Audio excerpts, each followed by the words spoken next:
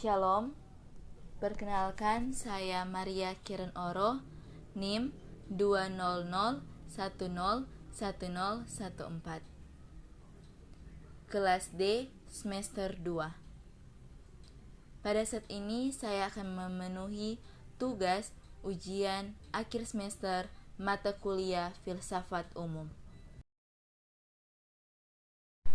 Filsafat Yunani klasik bermula pada abad ke-6 sebelum Masehi hingga abad ke-5 sebelum Masehi, atau sekitaran 500 sampai 600 tahun sebelum lahirnya Yesus Kristus di dunia ini.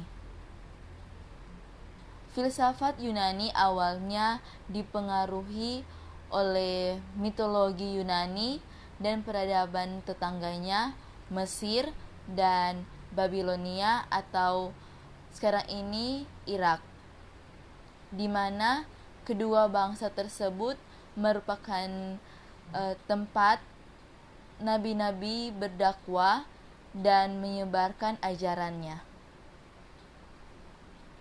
Sebelum trio filsuf Yunani yang paling terkenal, telah ada filsuf alam Yunani yang terkenal. Dikatakan filsuf alam karena studi filsafat mereka membahas tentang apa unsur utama atau arke yang menyusun alam semesta. Filsafat abad pertengahan dimulai pada abad ke-4 sampai abad ke-15. Filsafat barat pasca kelahiran Yesus Kristus ini ditandai dengan berpadunya filsafat dan agama. Sayangnya, ajaran filsafat yang bertentangan dan doktrin gereja diberangus, bahkan filsuf yang mengeluarkan ajaran tersebut dihukum mati. Hal itu bisa kita dapati dari peristiwa matinya Kopernikus dan Galileo yang mengeluarkan teori yang bertentangan dengan doktrin gereja. Itulah mengapa filsafat abad-abad ini juga disebut sebagai abad ke-8 filsafat.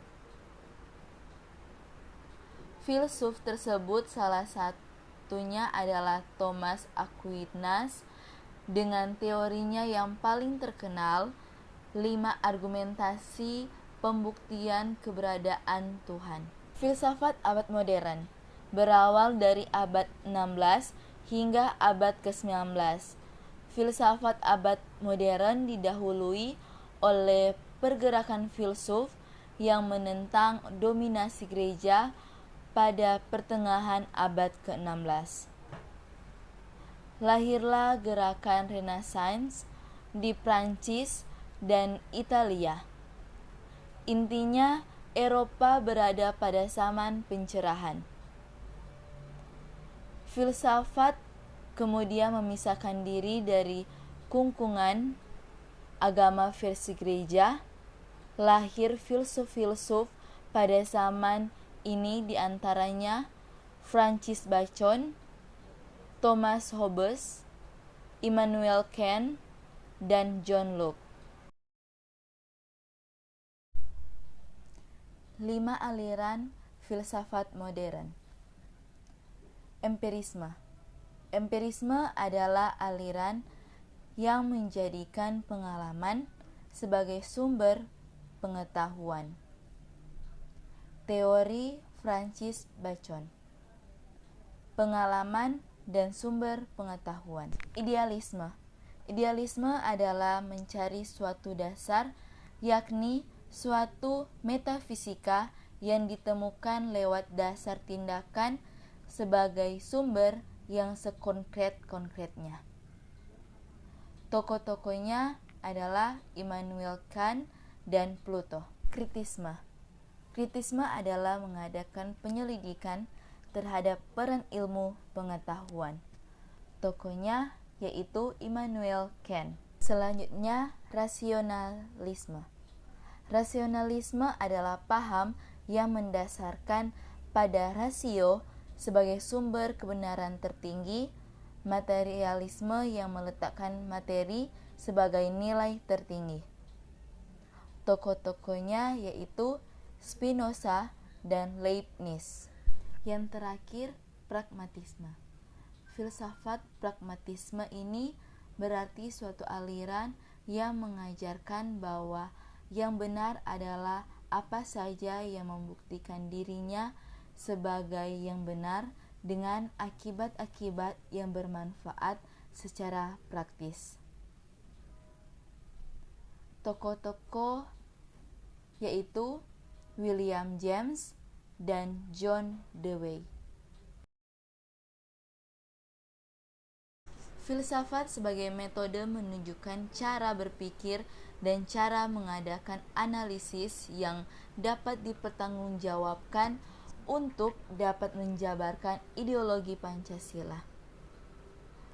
Sedangkan Pancasila sebagai filsafat mengandung pandangan, nilai, dan pemikiran yang dapat menjadi substansi dan isi pembentukan ideologi Pancasila.